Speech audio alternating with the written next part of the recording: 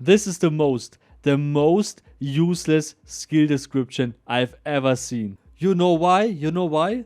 You can't use to walk in the combat mode. You can't walk in the combat mode. It is not possible. So while you are standing still, you're having no advantage from this skill whatsoever. Hello everyone and welcome to the Wolfszeit channel. Today with a very special topic, always special, combat maneuvering. So to directly dive into this, the combat maneuvering, I have it to 100 and I also have the other two skills under that, the armor training and the heavy armor training. And finally, the skill description is actually useful, but how big is the actual impact of 10% of stamina regain while walking? So we are not testing speed, the speed is the same. So it's sped up by 100%, but that you can get an overall feeling. But all in all, I don't recommend it to remove this skill as a melee fighter.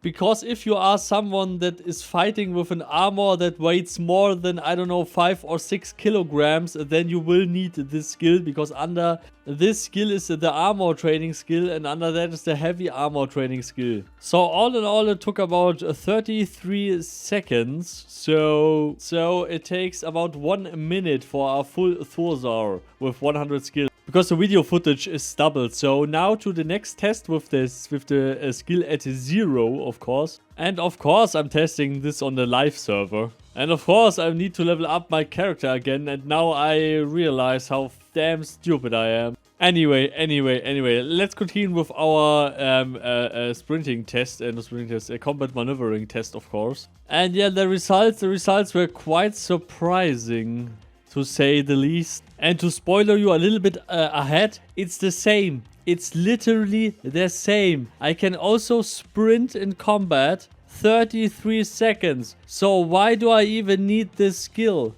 Because in the skill description it says stamina regain when walking in combat mode. And they took this sentence literally. It doesn't make a difference when you're sprinting. So in that case, the sprint is right. But something that brings you something when you walk, but doesn't bring you something when you sprint, you're doing something wrong with your body, I guess. But here's the result. It's also close to 33 seconds. It's even shorter without the skill. So I guess it's a margin of error. So it's the same. So this skill doesn't give you any advantage when you sprint in combat mode. And now if we compare the Regeneration 101, they started at the same time. So while you are standing still, you're having no advantage from this skill whatsoever. And yeah, that is the exact problem there. So yeah, the skill does exactly what it says, only when you're walking in combat mode. And I must be honest, I didn't expect it that the skill does actually the stuff that it says in the description, because Star Wars never implemented such stuff.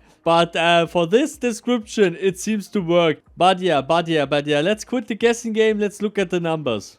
So I burned my character more or less because I didn't expect it, that it's only because when I'm walking. So I asked my friend Swagzer to help me. Thank you, Swagzer, for helping me with this. And we will measure the time it takes from 200 stamina to regain to 300 stamina while just walking in combat mode.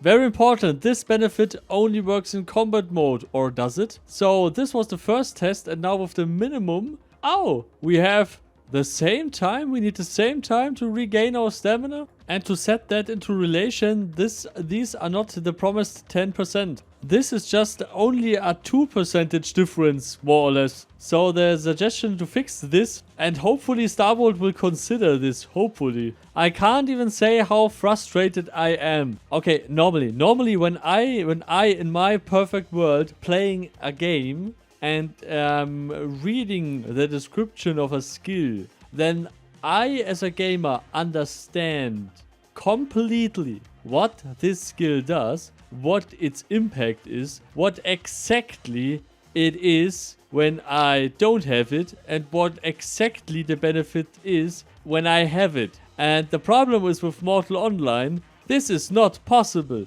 Some would argue that is good, because that is immersion, that is actual roleplay to find it out.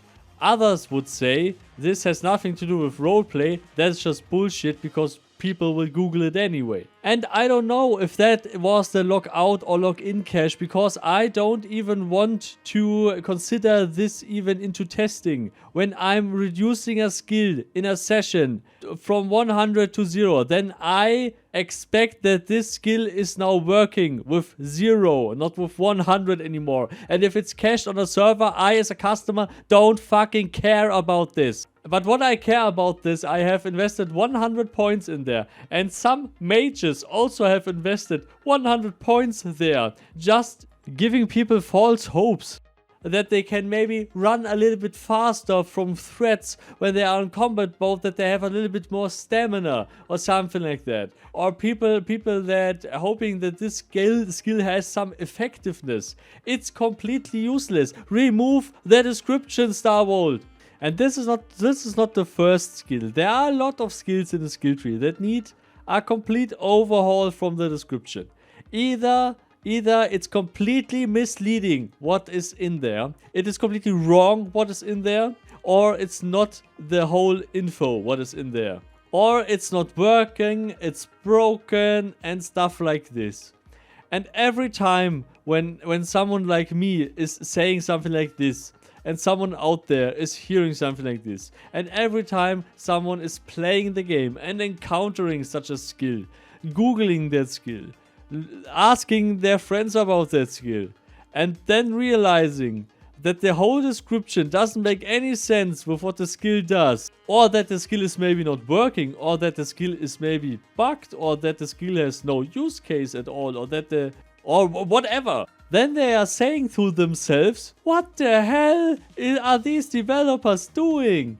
And I can totally get that viewpoint. I can totally get that. I'm working in a software development department myself, and I guess a huge portion of that is miscommunication, and that nobody thought of that, and that other things have higher priority, which is completely okay, because they are not Blizzard. They don't have millions and millions and millions of dollars to do stuff. And maybe they just have missed that. So either, Starwood, you have two options. You're going the full roleplay route and either writing even in the skill tree something like find out yourself what each skill does, or you write in there the 100% accurate description of what the skill does. And I guess some more of the community, like my friends and my guildmates, have also the same opinion, by the way.